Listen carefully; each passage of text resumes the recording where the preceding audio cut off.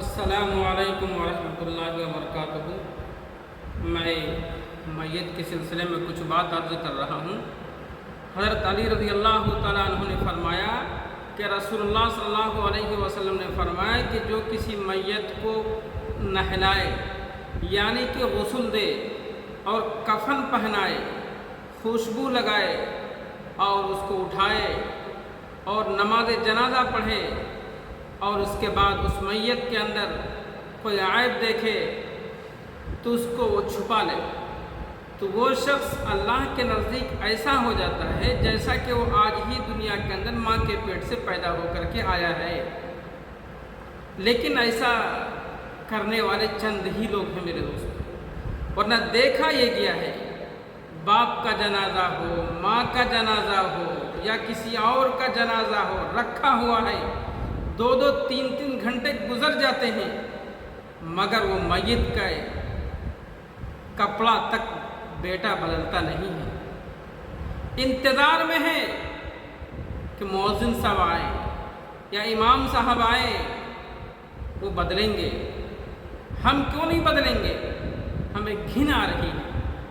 دنیا کے اندر تو ہم نے ان سے نفرت کی ہے، مگر مرنے کے بعد بھی ماں باپ سے نفرت، یہ ظلم ہے میرے دوستو۔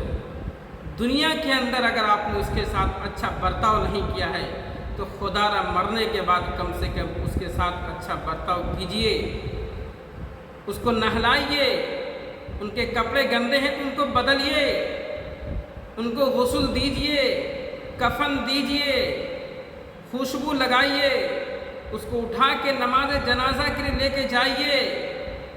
پھر اللہ تعالیٰ نے اتنی بڑی خوشخبری دی ہے کہ تمہارے سارے گناہ معاف، ایسا معاف کہ تو آج ہی دنیا کے اندر پیدا ہو کر کے آیا ہے۔ خدا را بڑے ہی ادب سے، بڑے افسوس سے میں یہ عرض کر رہا ہوں، کسی میت کے ساتھ ایسا نہ کریں، اس لیے کل آپ کو بھی جانا ہے۔ ساری زندگی دنیا کے اندر آپ رہنے کے لیے نہیں آئے ہیں، آپ ایک دن جائیں گے۔ اگر آپ کے ساتھ آپ کی اولاد ایسا برتاؤ کرے، آپ کو کیسا لگے گا میرے دوستوں؟ سوچو ذرا، دل پہ ذرا ہاتھ رکھ کے سوچو کہ جس ماں باپ نے 9 مہینہ پیٹ کے اندر رکھا اور ہمارے لیے کتنی پریشانیاں جھیلی، آج ان کا کفن ہم نہیں بدل رہے ہیں، ان کا کپڑا ہم نہیں بدل رہے ہیں، ان کو غسل نہیں دے رہے ہیں، ان کو عطر اور خوشبو نہیں لگا دے رہے ہیں۔ اللہ معاف کرے میرے دوستو، لیکن ضرور خیال رکھیے گا۔